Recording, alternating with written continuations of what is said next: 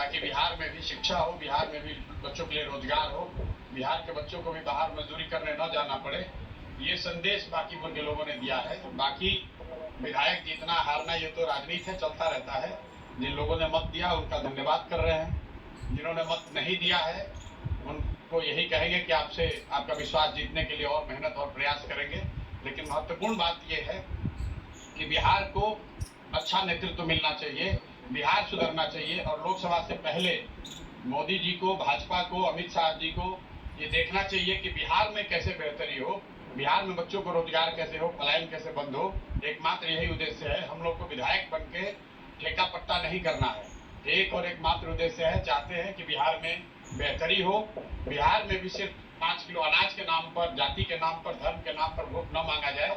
अगर 25 MP गुजरात से जीत कर गए हैं, प्रधानमंत्री बनाने में मोदी जी को गुजरात के लोगों ने योगदान किया है, तो बिहार के भी 13 करोड़ लोगों ने आंख बंद करके मोदी जी को वोट दिया है। तो जितनी चिंता उनको गुजरात की है उतनी थोड़ी चिंता उनको बिहार की भी करनी चाहिए। बिहार के जो 1 करोड़ से ज्यादा बच्चे बाहर मजदूरी कर रहे हैं उनकी चिंता होनी चाहिए। बिहार के लिए कोई एक स्पेशल प्रोग्राम बनाना चाहिए ताकि बिहार से पलायन बंद हो। कोई भी बच्चा यहाँ से 10-15 हजार रुपए के लिए अपने घर परिवार समाज को छोड़कर उसको गुजरात, बॉम्बे, दिल्ली, कलकत्ता, कोयम्बटूर, तमिलनाडु, कर्नाटक न जाना पड़े। इसी उद्देश्य को लेकर हम लोग यहाँ आए हैं और आज की जीत उसी बात को फिर से मजबूत करने के लिए है कि एनडीए को, भाजपा को लोगों ने जिताया है। अब भाजपा के नेतृत्व की ये जिम्मेवारी है कि किसी ऐसे व्यक्ति को बिहार का मुख्यमंत्री बनाए जो कि बिहार में रोजगार लाए, बिहार में शिक्षा की स्थिति को सुधारे, भ्रष्टाचार कम हो और सबसे बढ़कर पलायन बंद हो। ये सीधा सीधा मैसेज है। 30 बरस का जो गढ़ है वो सिर्फ 30 दिनों में ढह गया।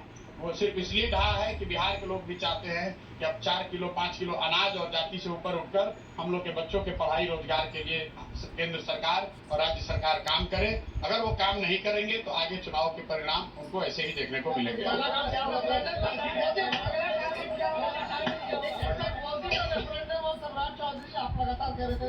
बिल्कुल, देखिए ऐसा है, लड़ाई व्यक्तिगत नहीं है। सम्राट चौधरी का जो चाल चरित्र चेहरा है वो पब्लिक डोमेन में है। अगर आप किसी अपराधी को बिहार का राजा मुख्यमंत्री बनाएंगे तो बिहार की तरक्की नहीं हो सकती है। तो हम लोग की लड़ाई किसी व्यक्ति से नहीं है। बहुमत भाजपा का है, एनडीए का है, मुख्यमंत्री तो उन्हीं का बनेगा। हम लोग बस इतना ही आग्रह कर रहे हैं, बिहार की जनता इतना ही आग्रह कर रही है, बाकीपुर की जनता इतना ही मोदी जी से आग्रह कर रही है कि किसी अच्छे चरित्रवान काबिल आदमी को बिहार का मुख्यमंत्री बनाइए ताकि बिहार के लोग भी इस बात का गौरव, बिहारी होने का गौरव कर सकें, ताकि हम लोग के बच्चों के लिए भी पढ़ाई रोजगार की व्यवस्था हो। सब कुछ सुविधा अगर गुजरात के ही लोगों को मिलेगी तो सिर्फ बिहार के लोग कहाँ जाएंगे। गुजरात के लोग 1 लाख करोड़ के बुलेट ट्रेन पर चलेंगे वो ठीक है, लेकिन हम लोग को कम से कम पैसेंजर भी तो मिलना चाहिए। बिहार के लोग सिर्फ मजदूरी करने के लिए नहीं पैदा हुए हैं और 5 साल के लिए भाजपा को मैंडेट मिला है। उनको अच्छा आदमी देना चाहिए, अच्छे लोगों को मंत्रिमंडल में रखना चाहिए ताकि बिहार की तरक्की हो, बिहार का विकास हो। हमारी भाई पहला काम बस यही है कि बाकीपुर की जनता ने जो आशीर्वाद दिया है, अपनी ओर से जो हो सकेगा बाकीपुर में सुधार का प्रयास करेंगे। अगले 2-3 महीने में आपको वो चीज दिखेंगी भी। मैं कोई बहुत बड़ी बात बोलना नहीं चाहता हूँ। मेरे विधायक बनने से बाकीपुर बेंगलोर नहीं बनेगा, लेकिन यहाँ पर आपको कुछ सुधार होता अगले 2-3 महीने में दिखेगा। बड़ी बात यह है कि ये चुनाव बाकीपुर के नाली गली पर नहीं लड़ा गया है। ये चुनाव लड़ा गया है कि बिहार का नेतृत्व किसके हाथ में होना चाहिए। और बाकीपुर की जनता ने ये संदेश दिया है भाजपा के नेतृत्व को कि भाई आप अच्छे आदमी को बिहार का मुख्यमंत्री बनाइए। सम्राट चौधरी की जगह किसी कुशवाहा को बनाना है बनाइए, कोई दिक्कत नहीं है, कुशवाहा को ही बनाइए, लेकिन कुशवाहा समाज के किसी अच्छे आदमी को बनाइए। हर हालत में बिहार की तरक्की होनी चाहिए, बिहार का विकास होना चाहिए। व्यक्ति कोई जीते, दल कोई जीते, लोकतंत्र है, हार जीत होती रहती है।